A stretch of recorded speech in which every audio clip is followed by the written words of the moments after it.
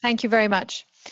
So I was saying that the Unsolved project is a large project that has 4 universities involved, 12 co-investigators, 12 early career researchers, and over 21 partners. And so this is necessary to tackle the multidisciplinary challenges we face in this. And we have experts ranging from NLP and machine learning and language technology, computer vision and multimodal data, domain expertise in law and healthcare, responsible innovation, ethics, social computing. So, and all our investigators have strong track records in interdisciplinary work. And some of you may have already met some of us.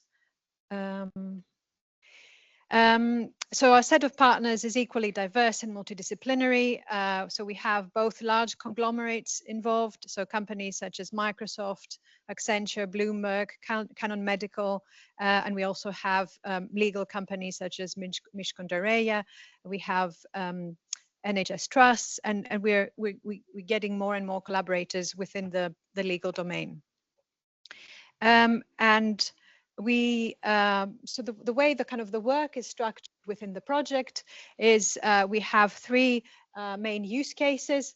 One is in AI for legal support. We're looking particularly at document drafting and summarization and dialogue systems for legal advice, but we're open to other possibilities and other applications that you find critical. Within the second use case, we're looking at AI support for mental health, looking at longitudinal monitoring, summarization, and dialogue-based self-management support. And finally, in our multimodal medical diagnostics use case, we're looking at multimodal diagnosis and monitoring. And so these 3 use cases are permeated by 5 work streams. So the first work stream focuses very much on the co-creation, requirements gathering, and having this feedback loop with stakeholders where we co-develop, show what we've done, improve, and sort of have events like this. The second stream is on our evaluation framework, which again is very closely linked to our requirements gathering. But this also involves some of the technical innovations. So some of the stuff that Gunit will be presenting today, and what Jenny and Sebastian will be presenting later this afternoon, are very much part of the evaluation work stream.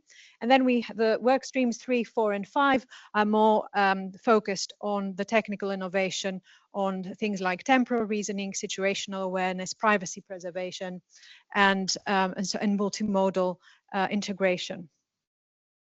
So what have we done so far? You can find, I guess, our publications on our website. So we've developed an evaluation framework for synthetic data. We've been looking at synthetic data for privacy, atomic and aligned methods and new metrics for evaluation, cross-model alignment, temporally aware summarization, models for temporal reasoning, and we've been doing also work on surveying reasoning limitations of LLMs, LLMs in law, which Rob will be talking about after me, and also survey and position paper of evaluation of LLMs.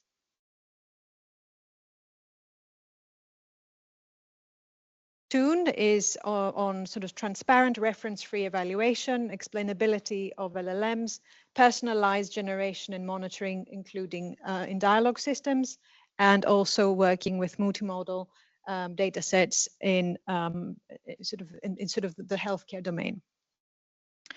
So let's now focus on our Unsolved legal use case. There is great potential in the use of generative AI, particularly in improving efficiency and administrative burdens, especially in repetitive tasks. And many law firms aim to embrace the use of generative AI tools, and indeed law firms across the UK are using the technology for tasks such as drafting documents, reviewing or analyzing contracts, and legal research. And I guess a lot of you know about this already. And judges have been given the green light to use ChatGPT in legal rulings. Yet it is important that all this use of generative AI upholds legal professional standards and ensures usage remains safe, secure, and effective. Widespread use of generative AI could present a risk for firms and consumers if legal practitioners do not fully understand the new technology that is being implemented. And we have seen numerous cases coming up in the news. Some of them earlier in June have gained a lot of attention, where legal professionals have been facing judicial scrutiny after citing fictitious cases generated by tools like ChatGPT. And apart from citing fake cases, there are other ways that LLMs can get things wrong. For example, by presenting flawed reasoning, getting the order of events wrong, or introducing biases, for example, racial biases. So companies need to offer their staff AI tools that meet their organizational policies and data protection obligations. But how exactly do we do this? And how do we evaluate what LLM-based applications are fit, and how do we evaluate that LLM-based applications are fit for purpose?